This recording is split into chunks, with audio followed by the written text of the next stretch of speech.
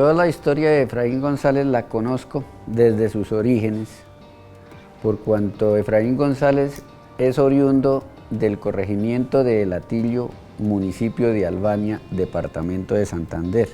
Salía en la prensa información de lo que hacía él acompañado de un bandolero conservador de la época en Armenia, Jair Giraldo. Yo la conocí por mis padres, mis abuelos. Ellos eran los que contaban con mucha frecuencia la historia de Efraín González porque frecuentaba mucho la casa de mis abuelos maternos, en una vereda de Albania que se llama La Honda. Cuando yo lo conocí a él, tenía la edad de 15 años, era estudiante, y lo veía en algunas ocasiones a él, pero nunca hablaba con alguna frecuencia con él. En parte es una vivencia, ¿no?, que tuve en la juventud, cuando él llegó a Albania en esa época.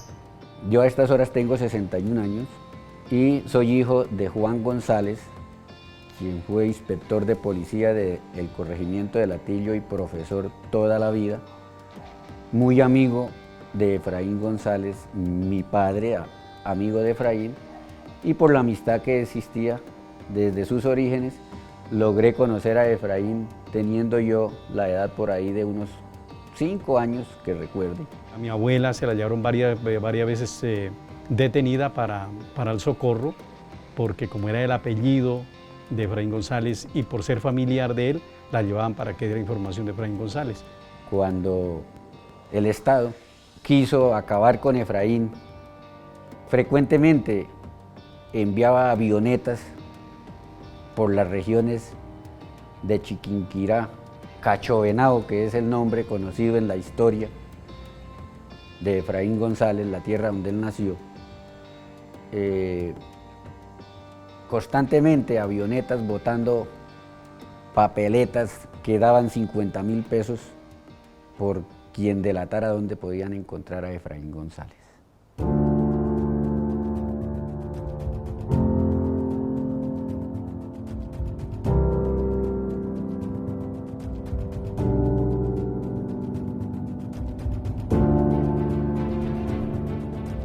Cuando él llegó a Albania, Santander, cuando iba para las minas de Esmeralda, entonces uno, estando en la escuela, o como es un pueblo tan pequeño, se oía decir que llegó Efraín González, entonces uno era como esa ansiedad de verlo, de conocerlo, y como la pasaba en los billares, entonces uno muchas veces podía compartir con ellos y charlar. Bueno, Efraín González representa para mí como parte de la historia, de la tragedia y de la cultura en Colombia, de la violencia que se dio de los partidos liberal, conservador de los años 50 del siglo XX. Es como una expresión de las muchas que ha habido en América Latina y en Colombia particularmente sobre la violencia. A ver, Efraín González representa para mí un personaje de la historia nacional de discontento nacido en nuestra región contra el Estado, por los múltiples abusos que se presentaban por parte del ejército debido en la época a la persecución conservadora liberal de los partidos tradicionales que existían, y desafortunadamente esa fue la situación del origen de la existencia del vandalaje en el país, y ahí tiene que ver los inicios de Efraín González como bandolero, rebelado contra el Estado. Entonces yo considero a Efraín pues como un personaje que representa como el dolor de un pueblo, la opresión de un pueblo que llega en un momento a no aguantar más, y no justifico las acciones de él por que su respuesta fue con las armas, pero sí es una respuesta a una opresión terrible a un pueblo de la oligarquía que ha sido la que ha llevado a este país al caos terrible de la guerra y la violencia en que se encuentra nuestro país, que ahora está como dando los primeros pasos para buscar esta reconciliación que tanto necesitamos. Efraín no fue guerrillero, no alcanzó a ser guerrillero, como sí fue bandolero, y bandolero fue tiro fijo, y tiro fijo sí fue bandolero y guerrillero, porque la guerrilla nace con tiro fijo.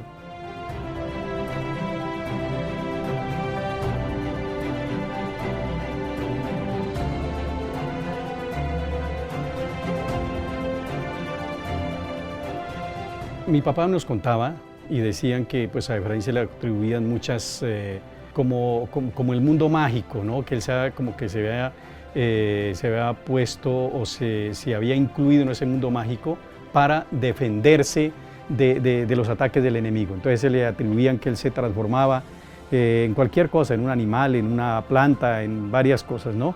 Todos los bandoleros, todos los personajes de él tienen sus mitos. Él tiene varios mitos. Hay uno que se llama el mito del 7 colores, lo describe muy bien el maestro Pedro Claver Telles. A él le decían que se convertía en un gato, que se convertía en una mata de yuca, una mata de café, una mata de plátano, que además se le volaba a 500 soldados.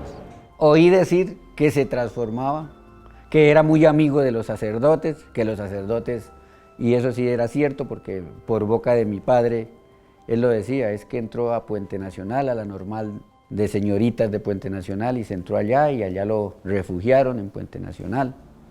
Las monjas, los sacerdotes lo mismo, lo entraban a la casa cural, decía mi padre, porque mi padre era muy católico y de por sí muy amigo también de Efraín.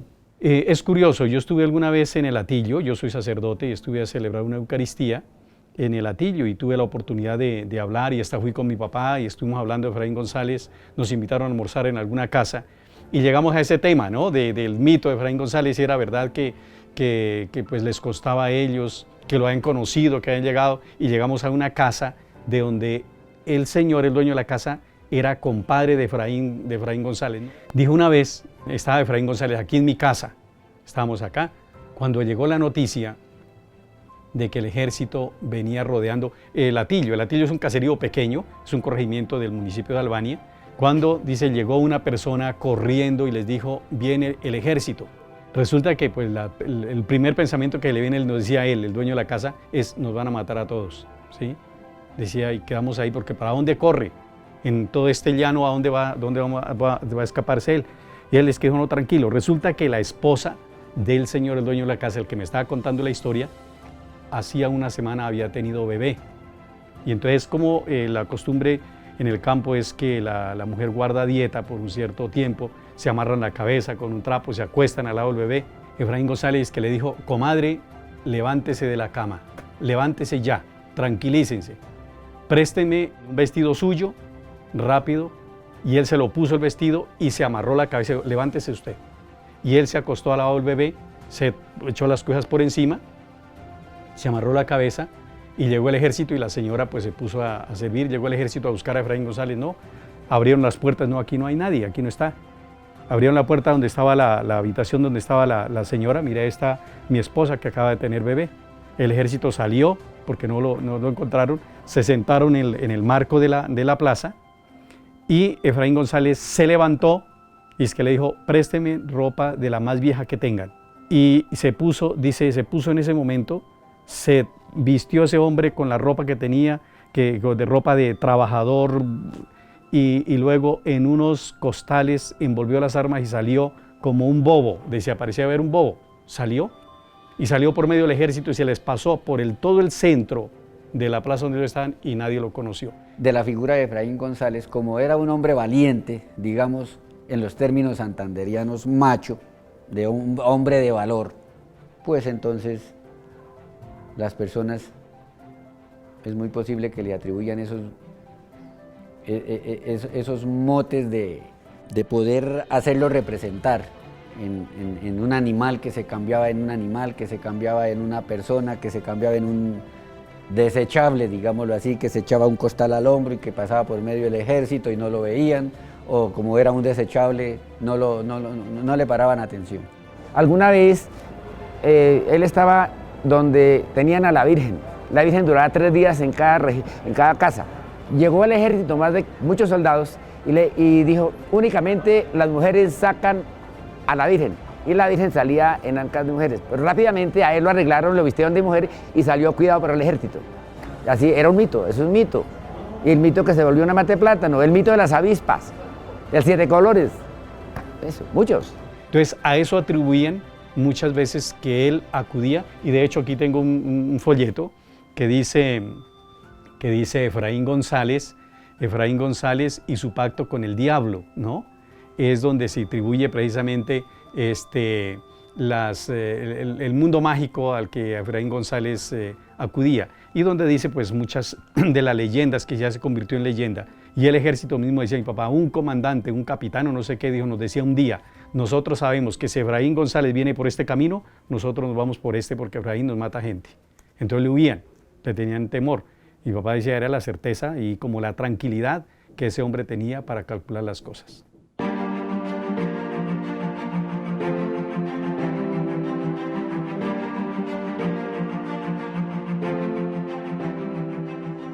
Este es el momento más precioso de la vida, porque es para hacerle saber al mundo de los orígenes de la guerrilla colombiana.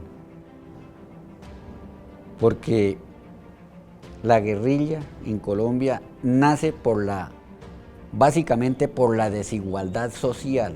La importancia de lo que estamos haciendo en este momento, de conocer un poco la historia de Efraín González, no es para hacer una apología al delito, porque son lejos de nosotros, ¿no? Sino es para conocer cuáles son las causas que lleva a una persona a actuar de esta manera, como fue Efraín González, a tomar las armas y a dar una respuesta desde las armas a una situación de opresión, de injusticia, de falta de oportunidad para muchos. Y Efraín era un tipo que ayudaba mucho a los pobres, era un tipo que tenía un servicio social muy arraigado a la gente del campo, a la gente sin recursos. Que a Efraín González lo consideraban pues como defensor de los pobres, de los más oprimidos. Otros lo consideraban como un asesino. Otros lo consideran como un caudillo. En fin, hay muchos puntos de vista desde los cuales se puede mirar a Efraín González un personaje así. Pero yo creo que toda la historia de guerra en nuestro país ha sido surgida por la injusticia social que siempre ha habido.